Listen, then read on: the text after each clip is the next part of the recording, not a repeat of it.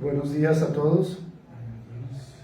Sea el Padre Celestial bendiciendo su camino, su vida y todos los propósitos que en Él sean puestos. Oramos. Padre Santo, te damos gracias por darnos la vida, por amanecer vivos, por protegernos de todo terremoto y de todo evento natural, desatado sea o no por la ira de Dios o por el fruto del pecado del hombre. Señor Jesucristo, te damos gracias por permitirnos ver el rostro de nuestros hijos al amanecer, poder abrir las cortinas y ver el sol y tener un día más de vida. Solo a ti, Señor, damos gracias por lo que haces y permites que tus hijos continúen trabajando y vivificando en el Espíritu. Te damos gracias por las familias aquí dispuestas para escuchar tu palabra. Te damos gracias, Señor, por cada miembro, cada sacerdote, cada rey en la iglesia, por cada mentor, por cada sacerdote, por cada miembro del cuerpo de Cristo.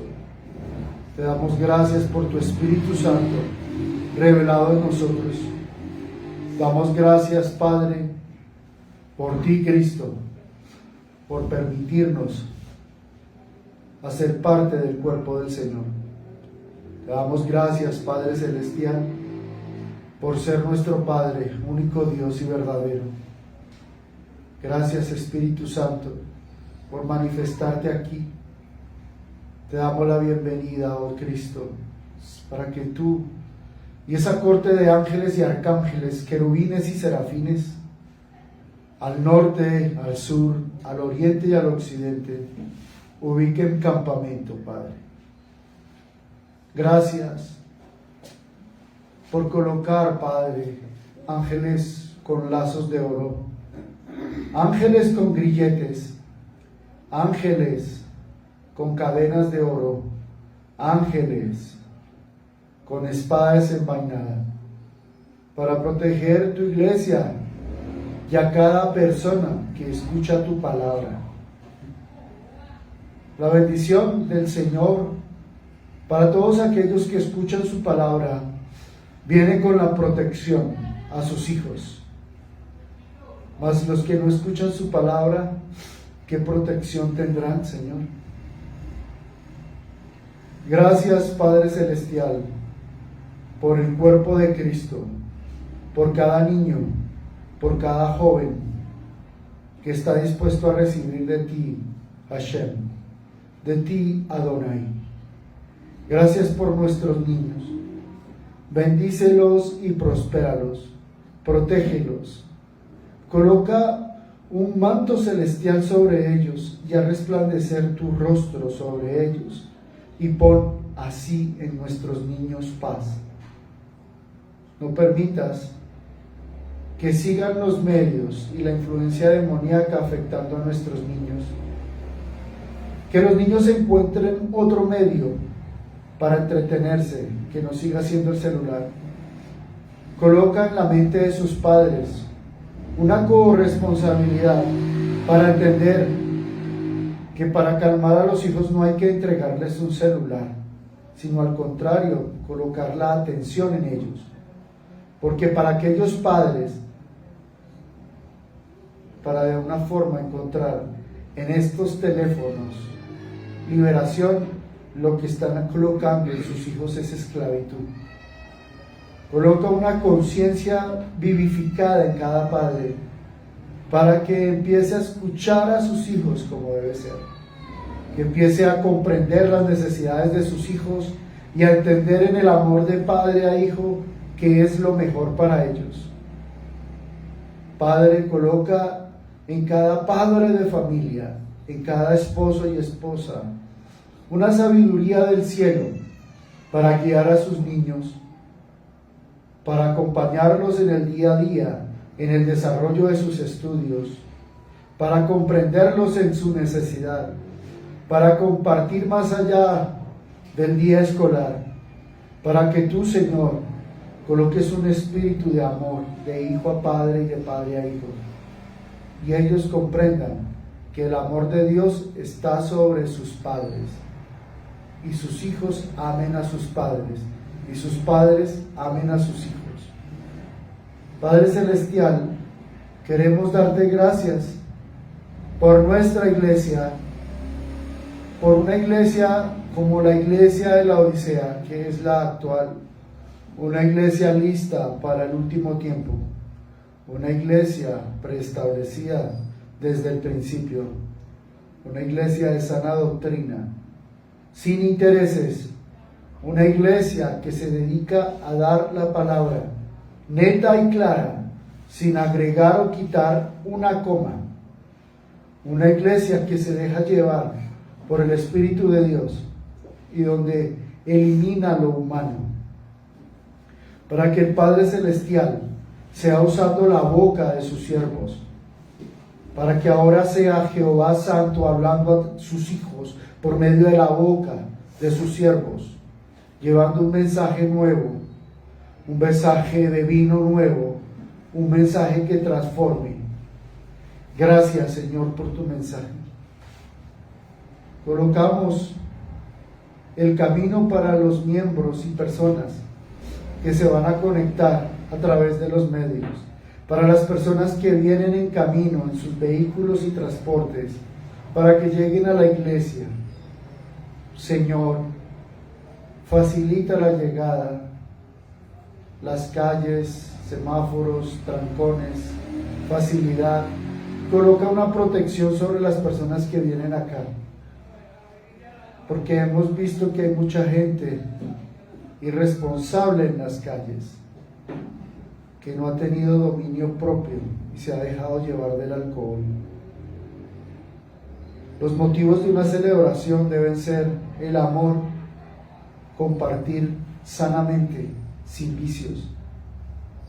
Eso es compartir y celebrar, pero no es ponerse ellos mismos o sus familias. Sabemos que el trago, el alcohol y las drogas llevan a la perdición. Señor, coloca un espíritu de sabiduría sobre las personas para que entiendan qué es lo bueno y qué es lo malo. Y protege a sus hijos y a nuestros hijos de Emanuel que vienen aquí a tu casa. Coloca ese camino, Padre, para que seas tú manifestándote.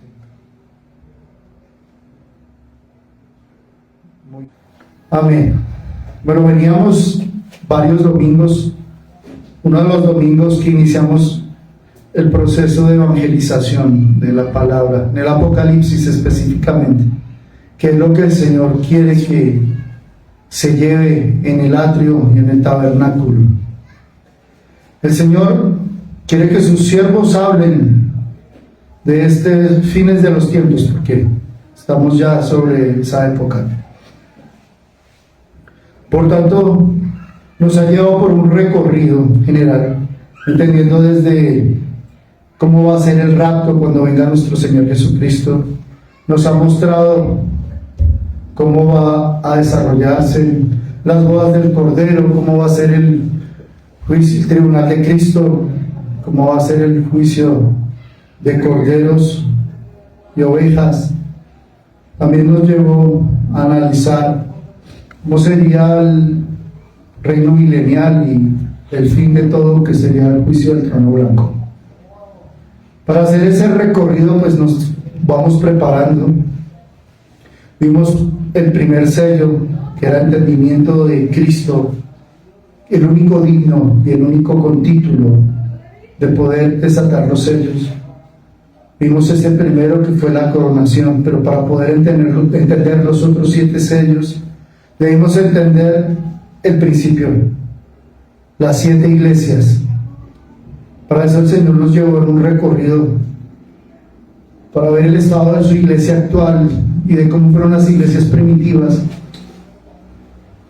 y así poder avanzar con los sellos. Pero para entender los sellos y trompetas, las 7 trompetas, debemos entender la esencia de Dios, los 7 espíritus de Dios. Pero no antes de ver los 7 espíritus de Dios, debemos entender qué es la esencia y qué nos hace llegar a Dios. Y para poder llegar a entender a Dios, la única forma es a través del Espíritu Santo persona, ungidos por el Espíritu Santo para llegar a Cristo, porque Cristo salió del Padre, y como Cristo salió del Padre, es el mismo Dios. Los 3 son uno solo, Padre, Hijo y Espíritu. Ellos son uno solo, que hacen parte de uno solo. Y el Espíritu Santo se movía sobre las aguas antes de que se constituyera el mundo. Y el Espíritu de Dios caminaba sobre las aguas, y el verbo y el sustantivo se movían sobre las aguas. Oh Dios, gracias, porque ahora tú te mueves en nosotros. Gracias, Padre Celestial, porque tú, a través del verbo que se hizo carne, para entender al humano y llevarse el pecado del mundo en la cruz, dio su vida por nosotros, fue molido, fue tratado peor que un gusano, mas de él no salió palabra, sino solo amor para nosotros. El Hijo del Padre que salió de él entregó su vida por nosotros, para que ahora nosotros seamos testimonios de él. Gracias, Cristo, nuestro abogado. Gracias, Padre, por permitirnos dar tu palabra. Y el Señor, para poder entender los 7 espíritus de Dios, primero debemos entender la esencia de Cristo. Y tan solo un versículo tan corto lo resume todo. Y es Juan 3:16. De tal manera amó Dios al mundo, versículo 16, porque de tal manera amó Dios al mundo que ha dado a su Hijo unigénito, para que todo aquel que en él cree no se pierda, mas tenga vida eterna.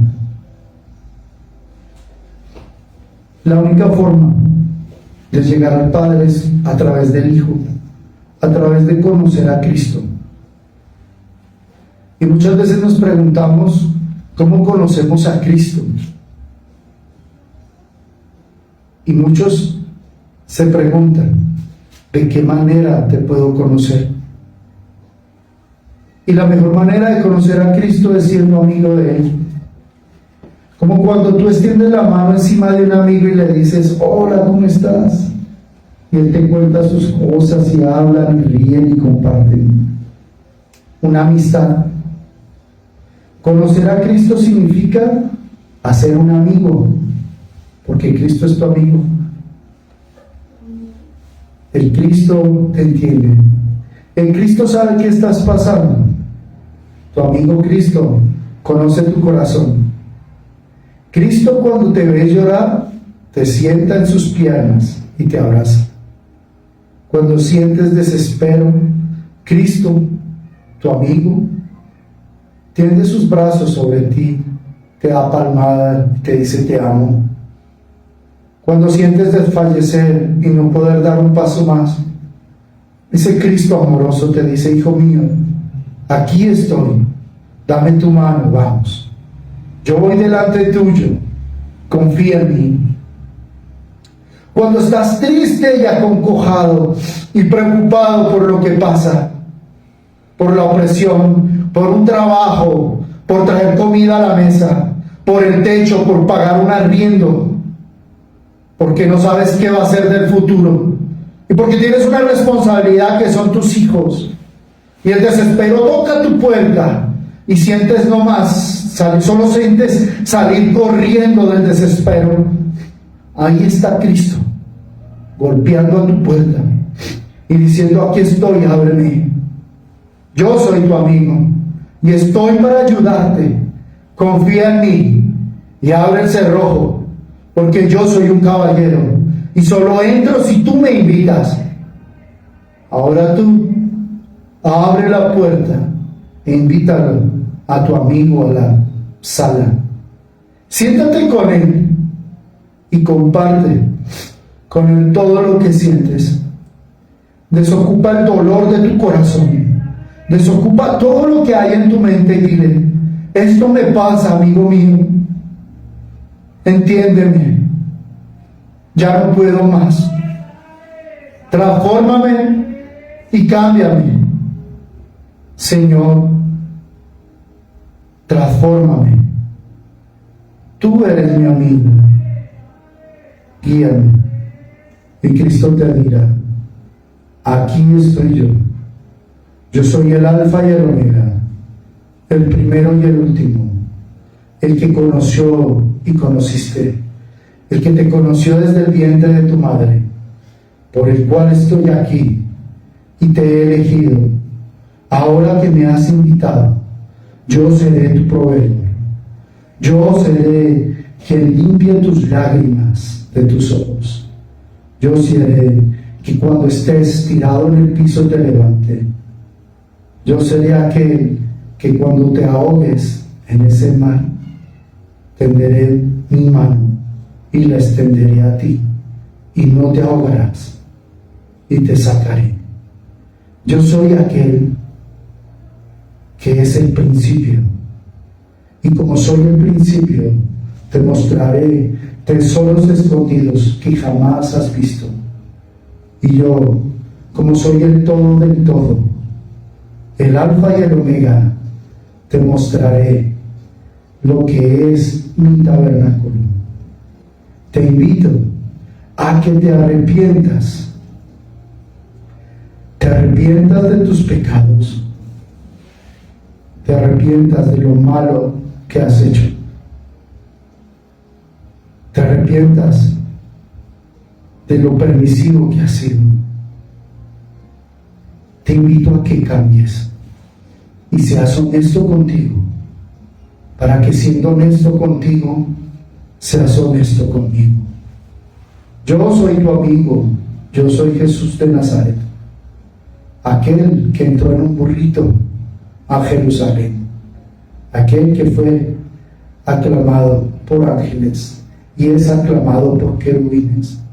Yo soy aquel alfarero que diseña madera. Ahora diseño tu corazón, diseño tu carácter. Yo soy aquel que trabaja madera. Yo soy el maestro y has venido a mi taller. Yo te transformaré, tu amigo. Con martillo y cincel te trabajaré, y con el fuego del Espíritu Santo te transformaré. Yo soy aquel que ha formado el fuego, el agua y los vientos. Yo soy aquel que sopla el Ruach, el omnipotente, el Shaddai. Yo soy aquel que te ha dado vida, vida en abundancia. Toma de mi agua, te digo, y recibe agua para que nunca más tengas que beber. Yo soy el agua de vida, el lalí, el agua de la vida, y de mí emana agua en abundancia. Ya nunca más tendrás sed, te dice. Tranquilo, tranquila, aquí estoy. Tranquila, siente mi paz que ha descendido en ti. Siente mi paz os dejo, dice el Señor. Toda opresión se va en el nombre de Cristo Jesús, por tu palabra, Señor Santo. Porque de tal manera Dios amó al mundo. Ese Padre sacó de él mismo a sus hijos, y así como nos hizo a su imagen y semejanza, y nos ha amado y nos dio un vestimenta de luz, de fuego vivo, asimismo envió a su Hijo a la tierra, y el Verbo se hizo carne y el sustantivo, vivió. Y sabiendo lo que Cristo iba a vivir por nosotros, Él hizo caso a su Padre y no le importó ni siquiera a Él mismo. Así cuando estuvo en ese monte le dijo: hazme pasar esta copa, que Él sabía lo doloroso que iba a ser, lo que Él iba a sufrir. Él sabía que le iban a enterrar látigos con punzas, que iban a arrancar su piel. Él sabía que hasta sus músculos iban a ser desgarrados del hueso. Él sabía que iba a sufrir y le dijo: Señor, haz pasar de mí esta copa. Pero más aún así, Él no hizo su voluntad, sino que hizo la voluntad del Padre. Y la obediencia es lo que a nosotros nos marca para poder ver a Jehová. Si en nosotros hay rebeldía, estamos siguiendo al demonio, a Belcebú. Mas si en nosotros hay obediencia, sujeción y sumisión, como la que tuvo Cristo con el Padre, entonces ahí sí vamos a ver los 7 espíritus de Jehová. Mientras que seamos rebeldes, no vamos a ver a Dios. Mientras en nosotros existan pecado humano, no podremos ver a Dios en su plenitud.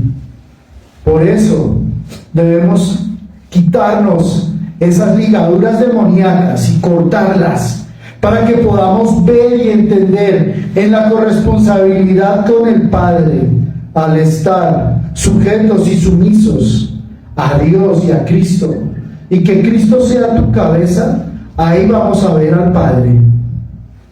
Porque si Él dio a su Hijo, uno ama a sus hijos con todo el corazón, con todo su ser. Pero primero amo a Dios. Pero amo a mis hijos. Y hago todo lo que hago también por ellos. Pero más lo que hago, lo hago por Cristo. Porque mi casa y yo servimos a Jehová. Pero qué dolor pudo sentir el Padre al entregar a su Hijo para que lo masacraran y le clavaran en púas de 10 centímetros. Qué dolor tan insoportable tuvo que recibir Cristo por nosotros. Más aún Dios, sabiéndolo, por el amor que nos tuvo a nosotros, envió a Cristo a sufrir a la tierra. Y nosotros, ¿cuántas veces pecando, haciendo lo que hacemos, le clavamos púas al Señor? Y Él que tiene que hacer, abogar por ti y por mí, por nuestros pecados, para que la ira de Jehová no descienda. Cuán bello es el amor de Cristo, que sin importar lo que hacemos, Él nos protege y aboga por nosotros ante el Padre. Por eso, para ver a Jehová, la única forma es creer en Cristo, para que todo aquel que en Él cree no se pierda, porque aquellos hombres que no creen en Cristo ya están perdidos, sin importar denominación, credo, religión y lo que hagan. Todo eso sigue siendo basura. Mas el que vive en Cristo y entiende que Cristo es nuestro único Dios, y aquel que es fiel a Cristo y le es fiel por siempre, verá a los 7 espíritus de Dios y verá al Cristo vivo, vivificado en él a través del Espíritu Santo, porque la sangre de Cristo tiene poder, y así no nos perderemos y tendremos la vida eterna que tanto el Señor nos ha prometido. Por eso te invito ahí a que sientas la paz de Cristo y te arrepientas y le digas: quiero que mi corona y mi cabeza seas tú, Cristo. Me arrepiento, repite, me arrepiento de mis pecados, me arrepiento de lo malo que he hecho, me arrepiento de los malos pensamientos, me arrepiento de las palabras de blasfemia que han salido de mi boca, me arrepiento de las groserías que han salido de mi boca, me arrepiento de todo lo malo que ha salido de mi corazón. Me arrepiento de mis malos sentimientos. Me arrepiento de todo pecado y perversidad. Me arrepiento de todo lo malo que han visto mis ojos. Y quito toda venda demoníaca que haya en mí. Señor, me arrepiento de todo sentimiento del corazón que vaya en contra tuya. Señor, me arrepiento, Espíritu Santo, de haberte contristado. Me arrepiento, Espíritu Santo, de haberte contristado en mí. Dile, me arrepiento, Espíritu Santo, de haberte contristado en mí. Manifiéstate, Espíritu Santo, en mí y en ti y en todos. Gracias, Señor. Gracias, Padre. Amén. Le damos gracias al Señor para que seas tú tomando a la pastora Elena, que seas tú tomando control sobre ella, sobre esta palabra que nos trae complemento. Bendecimos a todas las madres en este día, Señor, que seas tú colocando en mi esposa, madre de mis hijos, un espíritu de paz, de sabiduría, de tranquilidad, de dones, de virtudes que son del cielo. Esos son los mejores regalos que una madre puede recibir, los dones y las virtudes del cielo. Seas tú transformando los corazones de todas las madres, colocando en los hijos amor hacia su madre y colocando paz y amor de los padres a los hijos.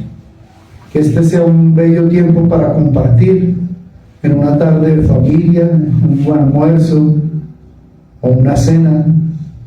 Te damos gracias por las mujeres santas, por las mujeres sabias, por la mujer que guía su hogar, por la madre que sirve a sus hijos. ¿Qué más bello hay que una madre que ama a sus hijos? Amén.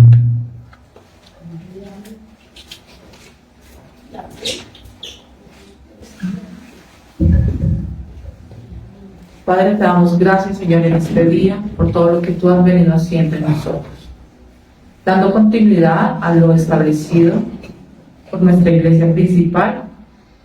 Habíamos estudiado ya la ley de la grandeza, donde el Padre Celestial dice que la ley de la grandeza en el cielo no está en cuántos seguidores tengamos, en cuánta vida social tengamos, sino en cuánto servicio y humildad tenemos realmente.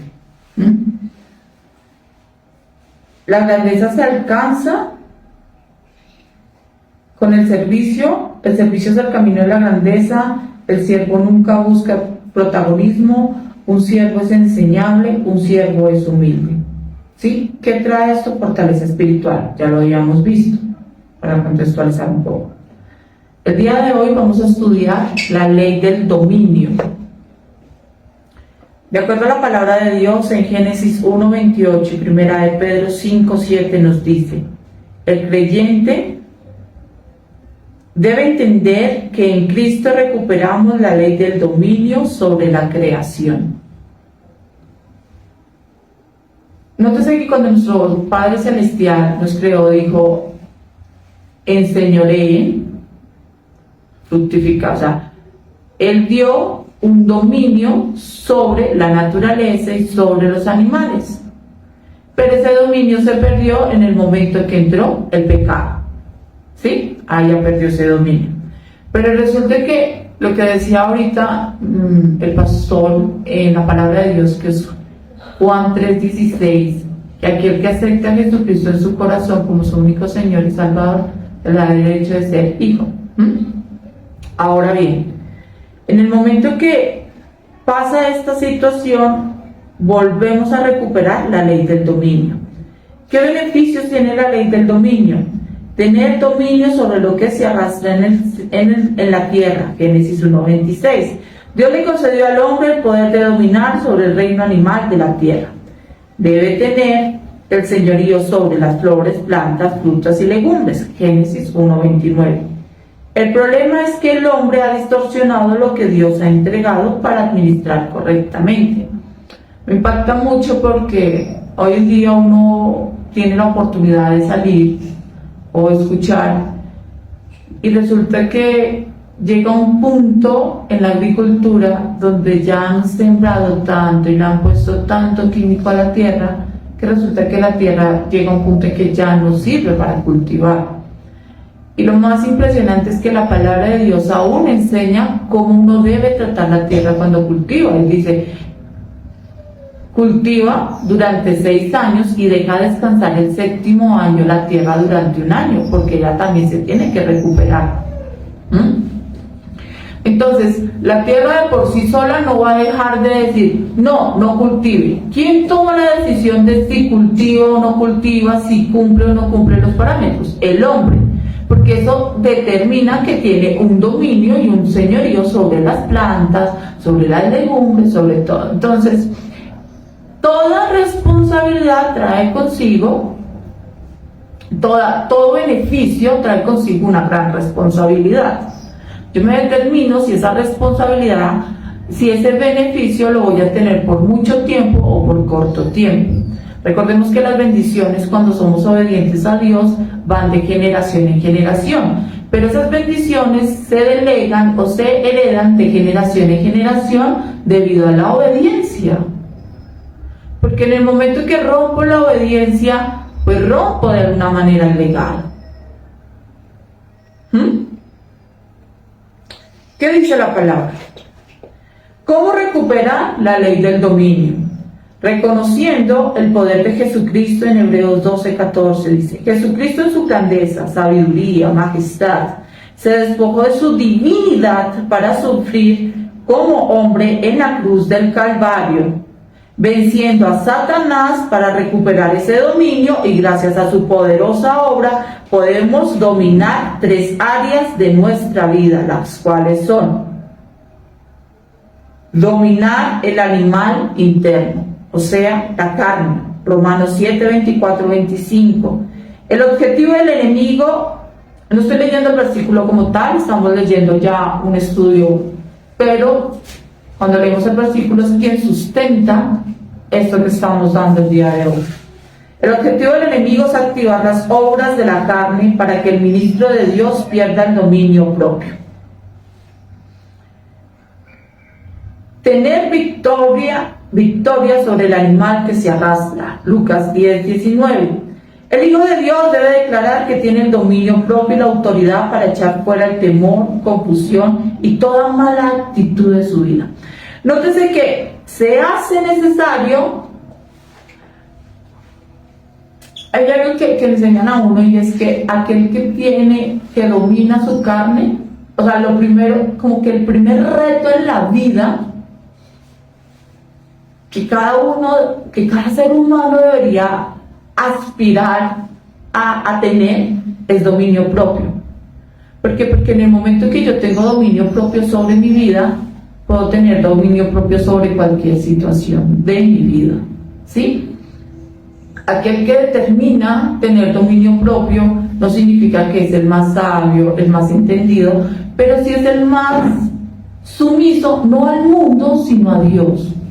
Porque el dominio propio no viene por sí solo, sino a través del Espíritu Santo, que es quien nos enseña, nos redarguye, nos cambia, nos edifica y nos sobreedifica. Porque muchas veces nosotros pensamos las cosas de una manera, pero resulta que cuando nos permitimos o nos damos la oportunidad de que sea Dios ministrándonos, uno dice, wow, no era tanto como yo creía o como yo pensaba. Y ahí es cuando digo que una de las características que uno tiene que ver cuando realmente hay un arrepentimiento, y es que hay vergüenza. ¿Por qué vergüenza? Don Carlos me hace así. Porque usted no le ha pasado que cuando usted reconoce que ha hecho algo malo en su vida, a uno dice, qué vergüenza conmigo mismo. ¿Sí me va a entender? Por ejemplo, dije una mentira. Y uno, ay Señor, perdóname Señor, porque mentí. Qué vergüenza, porque esa persona se dio cuenta de que yo hice una mentira. Pero si yo no siento vergüenza, no siento arrepentimiento, y si no siento ese sentimiento, pues realmente no hay un cambio, porque esa vergüenza trae como dolor, que es una característica del arrepentimiento. Si a mí no me duele cuando quiero pedir perdón, no hay arrepentimiento. Porque entonces no me dolió herir, molestar a alguien, decir algo mal dicho. Entonces sencillamente sigo actuando en mi ego y en mi yo. Porque es que así soy yo, y al que le gusta bien y al que no, no. Sigo siendo yo. Sí, exacto. Y las cosas no son así. Parte del dominio propio, y es algo que Dios de verdad lo va haciendo poco a poco, porque en mi vida antigua yo era exageradamente imprudente. Y la imprudencia no era porque era una mentira, sino porque decía las verdades escuetamente, pero sin tener que ver las consecuencias, ¿sí? Pero resulta que el dominio propio no significa que yo sea, o sea, no hay que ser concupiscente con el pecado, pero sí tiene que ir acompañado de la prudencia, porque no es lo mismo decir las cosas en Cristo Jesús que decirla a como a mí se me parece que está bien o está mal. Porque Dios muchas veces lo manda a uno a callar, así las cosas estén bien dichas o mal dichas. ¿Por qué lo manda a callar? Porque tal vez no es el tiempo ni el momento de hablar, porque uno siempre tiene que buscar el tiempo y el momento de hablar, porque quien debe ir delante de mí es Jesucristo y el Espíritu Santo, para hacer que las circunstancias y los momentos y los tiempos se aparejen. ¿Para qué? Para que todo lo que se diga para que esa persona, ni yo ni ella, se pierda. Entonces, ¿qué tenemos que dominar? La carne. ¿Qué tenemos que comenzar a tener? Dominio propio. Y en el momento que yo tengo dominio propio, no lo tengo porque es que se me sube el ego, sino porque es que en ese dominio propio comienza a actuar el Espíritu Santo. De por sí el Espíritu Santo me dice que es mi maestro, que es mi consejero, que es mi ayudador, que es mi guía. Si bien es cierto, Él es el único que me puede ayudar a reconocer mis temores y a echarlos fuera a través de la sangre de Cristo Jesús. Porque para ir a Cristo, nuestro Señor Jesucristo, debemos reconocer a su Espíritu, porque Él lo dijo claramente: yo me voy, pero dejo en medio de ustedes a alguien más grande que yo, que es el Espíritu Santo. Entonces el Espíritu Santo es quien nos reargulle de todo pecado, para poder reconocer el poderío de la sangre de nuestro Señor Jesucristo en la cruz del Calvario, para que haya arrepentimiento, para que realmente aceptemos un perdón. Porque es que si yo no me arrepiento, no doy un perdón y tampoco sé recibir un perdón. Muchas veces cuesta más recibir un perdón que dar un perdón. ¿Por qué? Porque de por medio está el orgullo. Y resulta que recibir un perdón da libertad, porque lo que atares en la tierra será atado en los cielos, y lo que desatares en los cielos será desatado en la tierra. Entonces es de doble vía. Ahora, ¿qué va a echar fuera el dominio propio en Cristo Jesús a través de su Santo Espíritu? El temor y la confusión y toda mala actitud de su vida. Hoy en día lo que el enemigo vino fue a confundir. Eso es como una frase mal dicha que dice: confunde para que crean o yo piense que cumplí mi objetivo, ¿sí? Entonces, ¿en qué confunde el enemigo? Confunde en la carne, en las emociones. Nadie me quiere, estoy triste. Cada vez las personas buscan más una experiencia en la carne que buscar una identidad en Cristo y buscar mi propia experiencia en Cristo. Para llegar a este control de dominio propio, debemos buscar mi propia experiencia en Cristo. Si bien es cierto, el testimonio de lo que Dios hace en nuestras vidas vivifica su palabra y certifica que estamos a través de un Dios vivo. Pero yo también debo buscar mis propios milagros. Yo también debo buscar mi propio cambio. Yo también debo buscar mi propia liberación. Porque muchas veces es: tócame, úngame, órame. ¿Y qué pasa cuando sale? La persona que ora por ti está bien, gracias a Dios, gloria a Dios por eso. Pero necesitamos que esa persona que está del otro lado, busque esa experiencia con Dios, busque leer la palabra, busque tener intimidad con Dios. Mire, no hay nada más hermoso que experimentar el confesarle a Dios nuestros errores y ver la actitud de Él hacia uno. ¿Por qué? Calcular me hace así. Porque resulta que cuando uno dice, Señor, me he portado mal, nótese que la respuesta del Señor nunca es, pero si es que yo le he dicho que no haga eso, yo le dije a usted que no fuera allá, pero bueno. No, Dios no es tan talentoso. Dios le dice, ay, hijo, cuánto te amo. Yo te amo tanto que cada vez que quieras venir a mí, yo te voy a recibir, porque lo que más quiero que haya en ti es un cambio genuino, porque tú ni siquiera sabes cuántas cosas he puesto en ti, porque resulta que no me has dejado de mostrarte todo lo que yo te amo y todo lo que te entregué desde antes de nacer. Te he dado inteligencia, te he dado dominio propio, te he dado belleza, te he dado, porque es que Dios nos dio todo eso desde que nos concibió, desde antes de nacer. Y Él nos dice, pero resulta que Dios es tan bueno que dice, bueno, vamos a estar en este mundo, pero aún lo que yo tengo para ustedes, que es más grande y más hermoso, se lo tengo reservado para el final. Pero tengo bendiciones para ustedes acá. Pero lo más extraordinario está cuando estemos al lado del Padre. Claro, porque en el cielo ya no hay enfermedad. En el paraíso ya no hay dolor. En el paraíso ya no hay tristeza. ¿Sí? No hay frío, no hay calor. Hay una plenitud. Pero muchas veces la carne hace que se nos olvide que tenemos el derecho al aceptar a Jesucristo como nuestro Señor y Salvador, de ser hijos, y que tenemos derecho a esa herencia. Pero para acceder a esa herencia tenemos que comportarnos como hijos dignos, no perfectos, pero sí buscando estatura en Cristo. Dominar los espinos, Génesis 3:18 y 2 Corintios 8, versículos 7 y 9. En los hijos de Dios no puede operar el espíritu de pobreza, miseria, escasez, porque Jesucristo en la cruz del Calvario llevó la corona de espinas para ser libres, es decir, se hizo pobre para que el creyente sea rico y próspero. Resulta que la muerte de nuestro Señor Jesucristo, cada etapa que Él vivió, representó llevar a la cruz una maldición.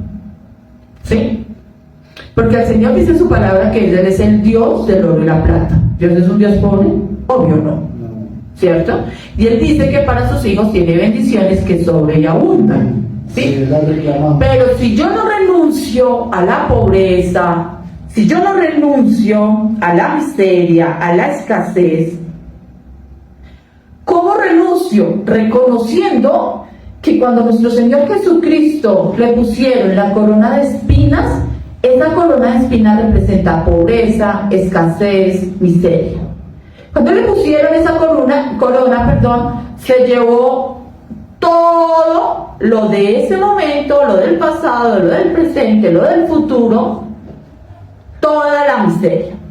Pero resulta que eso es como lo que alguna vez decíamos: yo lo acepté, pero no he renunciado. ¿Sí? Es como cuando ustedes en la casa tienen cuando se tiene de pronto en la casa, ay, es que este saco era de mi bisabuelo, y es que este me lo heredó porque era no sé qué, y resulta que lleva en la cuarta generación el saco con roticos y todo, pero no lo voy a soltar porque es mío. Y es que era de mi bisabuelo. Pero resulta que ese saco pues ya tiene polilla, ya está desgastado, pero hay un apego emocional, y ese apego emocional no permite renunciar. Entonces, a veces la condición del ser humano, al estar tanto tiempo en una posición, la acepta. Ah, ¿cómo está usted? Como cuando era pobre. Hombre, nunca hemos sido pobres porque así tenga que ser. No. ¿Por qué? Porque eso es algo que yo estoy declarando y el Señor dice que yo no puedo declarar. Él dice que Él hace las cosas diferentes. Entonces, ¿yo qué tengo que declarar? Bendición que sobre y abunda, porque yo reconocí en la cruz del Calvario que Jesucristo murió para que yo no tuviese escasez. Él murió para que yo no tuviese pobreza. Él murió para que yo no tuviese ruina. Pero si ese cheque que está depositado en el banco, que es la bendición de Dios, yo no voy y lo tomo, que es reconocimiento, arrepentimiento. O sea, ¿cómo canjeo eso? Me tengo que arrepentir, tengo que reconocer, tengo que aceptar que Jesucristo murió por mi ruina, por mi escasez, por mi pobreza, y tengo que decir, Señor, ya esto no es mío. O sea que dejo ese saquito lleno de polillas desde el bisabuelo afuera de mi vida. Amén. En el momento que lo dejo fuera de mi vida, resulta que en su closet se abre un espacio, y ese espacio se ha abierto para recibir un nuevo saco. Bendición. Bendecido. Un nuevo saco de la mejor calidad, es más, un abrigo de diseñador, lo mejor de lo mejor. ¿Para quién? Porque Dios, cuando lo aceptamos, nos pone nuevas vestiduras. Pero Dios no va a buscar en el closet el saco de mi bisabuelito lleno de polillas para vestirme. No, Él dice, esto lo he hecho fuera porque ya soy una nueva criatura en Cristo Jesús y no se echa vino nuevo en odre viejo. Y se pone remiendo nuevo en pantalón viejo, ¿cierto? Entonces, ¿qué pasa? ¿Por qué pasa esto? Porque el Señor dice en su palabra, si Él echa un vino puro y nuevo en un odre viejo, pues resulta que el vino se va a dañar. Entonces, ¿de qué sirvió tener el mejor vino si yo no decidí cambiar? No va a servir de nada. Si tú pones una tela fina como un parche en un pantalón donde la tela ya está desgastada, muchas veces está podrida, pues resulta que a la primer puesta te queda el parche bueno, pero se va a llevar la tela dañada. Entonces, ¿Dios qué quiere? Ay, no, véngalo lleno de parchecitos para que esté bonito. No, dice, me da el favor, saca eso de su vida, saca eso de su closet, porque lo que yo tengo para usted son cosas nuevas. Amén. ¿Para qué? Para que el depósito mío, que es el Espíritu de Dios, esté en ustedes, esté en mí. ¿Y qué pasa cuando las cosas son nuevas? Funcionan mejor. Cuando somos nuevos en Cristo Jesús, comenzamos de a poquito, pero comenzamos a ir de más en más como la aurora. Ahora bien,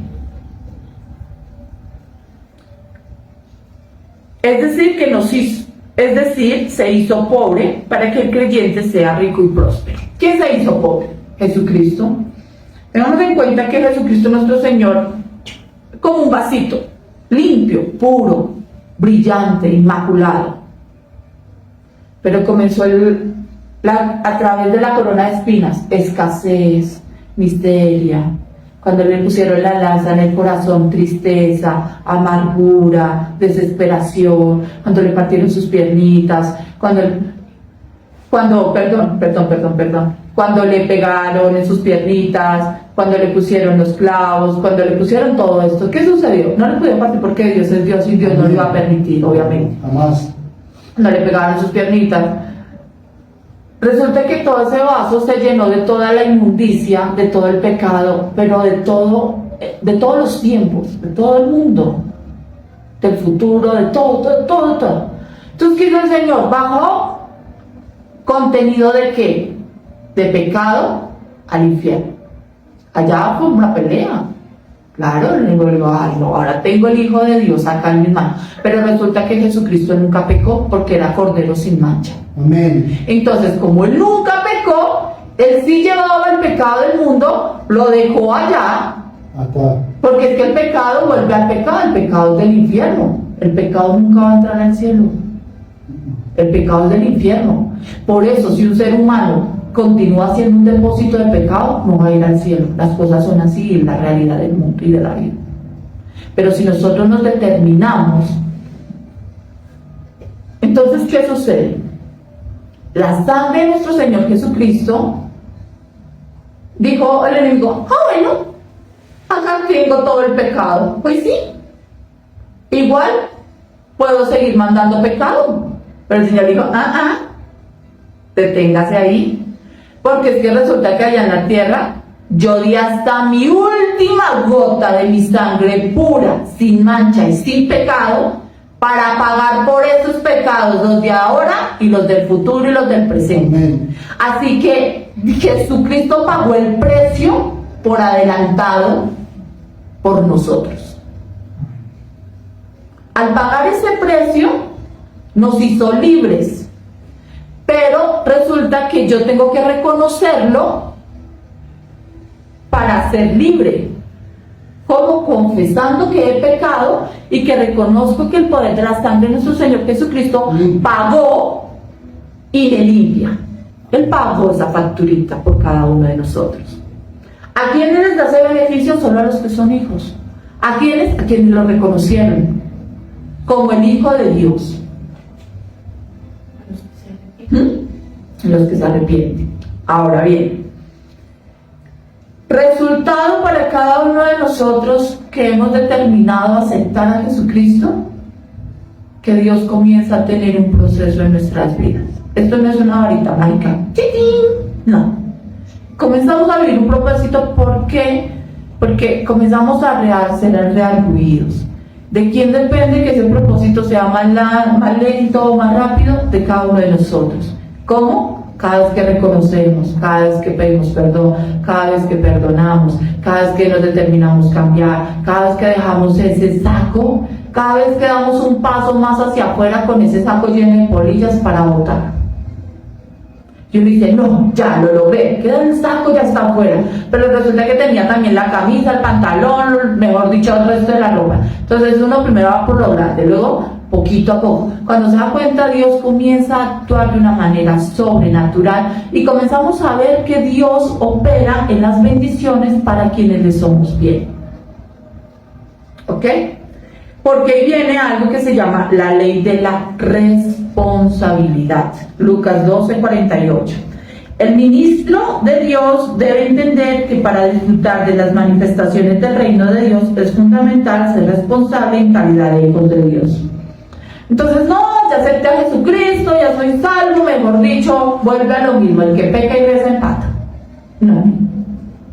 Porque hay algo que se mueve en los aires que se llama la apostasía.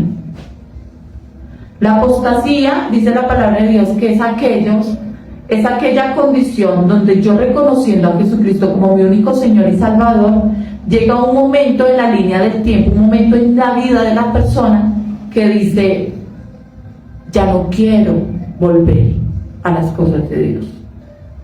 Ya no quiero ir a congregarme, ya no quiero leer la Biblia. Entonces cae en un estado de apostasía y el Señor dice, hubiese sido mejor no haberme conocido. ¿Por qué? Porque aquel que lo conoció y se vuelve atrás es doblemente juzgado. ¿Por qué? Pues es claro. Cuando nosotros llegamos al trono del juicio, el acusador es el enemigo. Nuestro defensor es Jesucristo, ¿cierto? El juez supremo es Jehová. Pero cuando una persona, y nosotros vamos confiados de que tenemos la plenitud de que nuestro Señor Jesucristo nos va a defender bien, porque hemos andado con responsabilidad, de acuerdo a lo que en perfección no, pero sí responsablemente buscando ser mejores hijos de Dios. Entonces uno va en una confianza. Pero aquel que en el momento que llega al trono del juicio diga, yo te conocí, Señor Jesucristo, pero después ya no te conocí tanto, va a tener el mismo. Entonces Jesús, ni nuestro Señor Jesucristo, ni el Padre es concupiscente con el pecado, va a decir, ay, sí, tú me aceptaste, pero es que resulta que después de que me aceptaste, mira que pasó esto, pasó lo otro, y resulta que por el otro lado va a estar el enemigo diciendo, sí, fue tal día, tal hora, con tal persona, no sé qué. Entonces van a ser doblemente juzgados, porque el Señor va a reconocer en el trono que se cometieron pecados, delitos. Y resulta que por el otro lado va a estar el enemigo diciendo, sí, es verdad, y fue a tal hora confirmando. Entonces es doblemente juzgado. No porque el Señor quiera, obviamente que no, porque yo creo que muchas veces el Espíritu de Dios le orgullo, le digo, ven, vuelve al camino, recuerda que nosotros no estamos allá ni por hombres, estamos es por tu Santo Espíritu, búscame, el que de mañana me busca temprano me hallará, ¿cierto? Búscame, haz las cosas que yo te mando a hacer. La responsabilidad se mide en la obediencia. No conozco a alguien que sea responsable y desobediente. Todo desobediente es irresponsable. Responsabilidad con Dios, Génesis 42:18. Un ministro responsable es una persona honesta que tiene voluntad y pasión por cumplir lo que se le ha delegado. No se podría venir nadie en la vida con Cristo. No hay nadie que te diga levántate, no hay nadie que te diga ve, no hay nadie que te diga realmente no pasa eso. Si nos determinamos a estudiar la palabra, si nos determinamos a venir un domingo al culto, es porque es el Espíritu de Dios que poco a poco nos va redarguyendo y nos va dando ese compromiso, esa responsabilidad. Porque esto se hace es por amor, por responsabilidad y por compromiso. La responsabilidad con su trabajo, Génesis 39:3-4, Génesis 39:22, Génesis 41:40. Aprender a trabajar con responsabilidad dignifica al hombre, porque toda persona que ejercita la responsabilidad progresa. Sí, claro. Mire, yo creo que una de las personas de mi familia que siempre he dicho que he admirado fue mi abuelito paterno, porque a pesar de que él no tuvo mucha educación, yo siempre recuerdo en él un hombre muy trabajador, ¿sí? Y él era un hombre de campo. Entonces, un hombre que se levantaba muy temprano, que trabajaba en la mañana, en la tarde, en la noche, todo el tiempo en medio de sus conocimientos, en medio de su cultura, lo que fuera. Pero esa responsabilidad de él por trabajar siempre llegó en el momento en que la familia materna tuviese un hogar, una casa digna, ¿sí? Pero yo estoy segura que esa casa fue más que sudada. Entonces, todo aquel que con responsabilidad trabaja, progresa. ¿Por qué? Porque si yo trabajo con responsabilidad es porque tengo un objetivo y una meta en la vida, ¿sí? Mucha gente trabaja porque quiere una casa, un vehículo, una mejor universidad, quiere estudiar, un mejor colegio. Entonces, eso lleva a que responsablemente yo cumpla con lo que una empresa o una entidad me contrata para mantenerme, porque responsablemente de ahí voy a obtener unos beneficios económicos que me van a permitir tener cierto progreso. Para aquellos que trabajamos y vamos progresando poco a poco, sabemos que lo que Dios nos va dando y nos va permitiendo tener poco a poco es algo que uno agradece a Dios. Amén. Porque cuando uno no se suda lo que tiene, pues no le importa no cuidarlo. Pero cuando usted se suda lo que tiene, usted dice, eso me valió esfuerzo. Familia, vamos a cuidar. Tener una vida cristiana plena tiene un esfuerzo, así que hay que cuidarla. Uno no puede echar por el borde, por la basura, tantos años de lo que Dios nos ha dado y nos ha enseñado. Responsabilidad con su familia, Génesis 45:18, 1 de Timoteo 5:8. El ministro de Dios con responsabilidad tiene el poder de levantar hijos vigorosos, educados, amadores de Dios, respetuosos con los mayores, hijos con valores, principios, hábitos buenos. Igualmente los hombres deben ser amadores de sus esposas, tomar el rol de proveedores de su hogar para que la esposa se sienta segura. Nótese que el colegio provee de cosmos, que es conocimiento, matemáticas básicas. Pero los hábitos se enseñan en casa. ¿Sí? En el colegio no le pueden enseñar a su hijo a qué hora se levanta, a qué hora se acuesta, qué come, qué no come, qué habla, qué no habla, cómo se comporta. Esos son hábitos que vienen de casa. Pero resulta que para enseñar buenos hábitos, los padres primero tienen que adoptarlos, practicarlos para enseñarlos. Porque yo no puedo enseñar lo que no practico. ¿Sí? Hijo, esfuércese. Venga, mire, es que uno se gana las cosas trabajando. Hay que involucrarlos en la vida de nosotros. Porque muchas veces los padres involucran a los hijos en sus vidas porque tal vez no están haciendo las cosas tan correctas como se debería, ¿no? Pero cuando tú involucras a tu hijo en la vida, cuando yo estaba en la oficina, me gustaba mucho llevarme a mi hija a trabajar conmigo, entonces yo la volvía a mi secretaria, me llevaba y me traía las hojas, no sé qué, y ella era feliz, ¿sí? Hoy en día, mi esposo es quien la involucra más en la parte de su trabajo, pero nótese que eso crea una condición en la mente que le dice, ay, es importante trabajar porque trabajar me da provisión, ¿sí? Y la provisión me permite tener prosperidad, pero no es lo mismo cuando la provisión no viene de Dios cuando viene de Dios, porque lo que viene de Dios trae paz y se multiplica. Amén. ¿Sí? Así sea que uno tenga 10,000 pesos, eso parece 50,000. ¿Por qué? Porque Dios le permite ir a lugares específicos a comprar donde no lo van a timar, donde no le van a hacer pues ahí las cositas como feas que hacen muchas veces. Entonces Dios permite ese discernimiento para que lo que Él ha puesto en nuestras manos sea de bendición. Entonces, estos son los parámetros para un reino de santidad. Entonces vamos a orar, vamos a pedirle a Dios que nos permita tener esto en nuestras vidas porque se hace necesario tener una vida con dominio propio, se hace necesario tener en nuestras vidas un tiempo constante, o sea, no solamente hoy, mire, todos los días uno tiene que tener la valentía y la fortaleza de examinarse a sí mismo. Cueste vergüenza, no cueste, me duela, no me duela, pero si uno dice, esto que está haciendo no es como tan bonito, al primero que yo tengo que ir es al Espíritu de Dios, porque Él siempre le da a uno una estrategia de cambio, trae paz, porque dice, yo sé que estás cometiendo un error, pero también sé que te amo y también sé que te perdono, y también creo que con mi ayuda puedes cambiar, y también creo que puedes salir de esa situación. Pero tenemos el deber con nosotros mismos de llegar a esa estatura con Cristo. ¿Sí? Vean, yo los invito, hay un reto muy especial que lo digo y el pastor es testigo. Mire, quiten de su celular aquella aplicación que no es de trabajo, pero que sí les quita la mayor cantidad de su tiempo. Y los reto a que ese tiempo lo utilicen leyendo la palabra de Dios. Amén. Ya que hay tantos retos, yo los reto de verdad.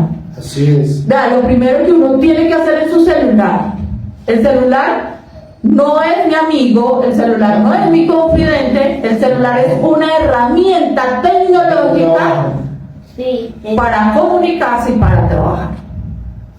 Pero si eso lo estoy convirtiendo en mi prioridad en mi vida, me está robando el tiempo de Dios, me está robando el tiempo con mis hijos, me está robando el tiempo con mi familia, con mi esposo, con mis... Si ustedes lo quitan y sienten que, mejor dicho, se les va la vida porque no tienen nada más que hacer, es porque ahí se requiere un cambio. Amén. Ahí debe haber un cambio en ustedes y en cada uno de nosotros. ¿Por qué se lo digo? Porque lo vi y dije, no, eso me está quitando mucho tiempo, lo tengo que quitar. ¿Por qué? Porque sin darse cuenta, no es que el celular se esté volviendo una herramienta suya, usted se está volviendo la herramienta del celular. Sí. Entonces, seamos conscientes, activemos nuestra conciencia y hagamos lo correcto para nuestra vida, lo correcto para Dios, lo correcto para la familia. Pero hacer lo correcto es algo que cada uno de nosotros debe hacerlo en intimidad con Dios, porque aparte de usted mismo, el único que más lo conoce es Dios. Y uno no puede estar todos los días en las mismas situaciones, en la misma posición, si lo que más buscamos en nuestras vidas es estar mejor, tener paz, tener gozo. Todo nos puede, pero no nos puede faltar la paz y el gozo del Señor. Amén. Amén. Señor, te damos gracias por esta palabra, porque sigues hablando a nuestra vida, porque sigues rearguyéndonos, nos sigues cambiando, nos sigues transformando. Como amo, Señor, que cada día, Señor, nos cambies. Yo siempre te lo he pedido, o sea, como dices ahora, quita lo que tengas que quitar de mí, deja lo que tengas que dejar, y si aún lo que me dieres me lo pidieras, cuando tú lo digas te lo entregaré, porque todo cuanto somos te pertenece a ti, Padre, porque tú eres el único Rey, Dios soberano, Rey de reyes, Señor de señores, que nos ha dado libertad, que nos ha bendecido, que nos ha dado todo cuanto tenemos. Cómo no amarte, Padre.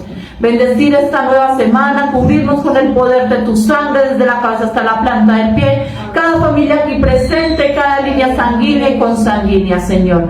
Recordando, Señor, que esta tu iglesia, Señor, siempre está abierta, Señor, para quienes quieran venir a estudiar, a conocer más de tu palabra, de tu amor, de tu presencia, Señor.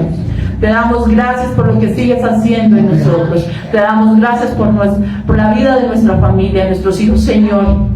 Te ruego, Señor, que todo propósito del enemigo quede inoperante sobre nuestras vidas. Que si por un camino viene, por 7 saldrá huyendo, Señor.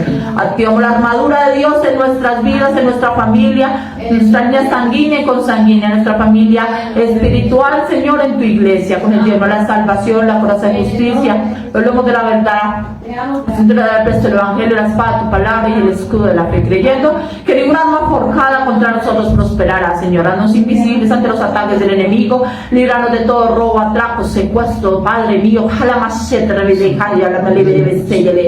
porque estamos en cambio, Señor, en nuevos tiempos, Señor. Pero Dios conmigo, ¿quién contra mí, Señor? Porque tú eres poderoso gigante que va delante de nosotros, cubriéndonos y protegiéndonos y levantándonos en el nombre de Cristo Jesús.